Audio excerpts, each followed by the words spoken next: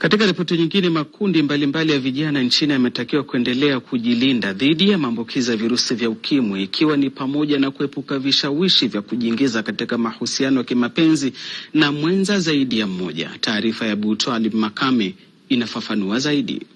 Wahenga walisema ujana ni maji ya moto, na wengine wakipigilia msumari ya kuwa ati damu ya ujana inachemka.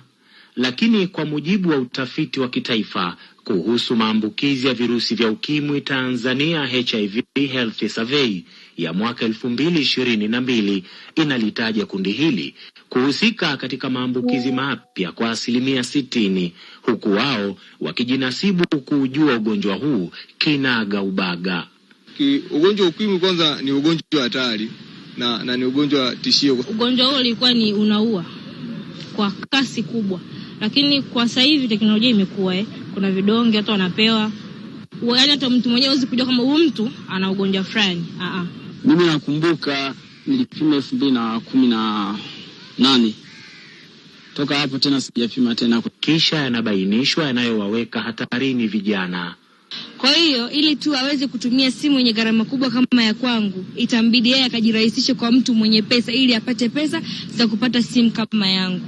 Vioni ni mahali ambapo tunasema sasa ni wewe unajitawala. Ni mazingira ambayo kama ulikuwa unabanwa nyumbani, huku hakuna anayekubana. Kwa mazingira yale yanapelekea vijana wengi wanakuwa katika uhatarishi wa kuingia katika virusi vya maambukizi ya virusi vya ukimwi.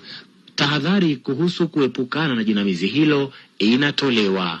Takwimu hizi zipo hasa katika upande wa vijana ambao ndio wanachangia kwa kiwango kikubwa sana cha maambukizi mapya. Kwa hiyo vijana tuna nafasi kubwa ya kuendelea kujilinda na maambukizi ya virusi vya ukimwi, lakini vile vile kwa jamii kwa ujumla.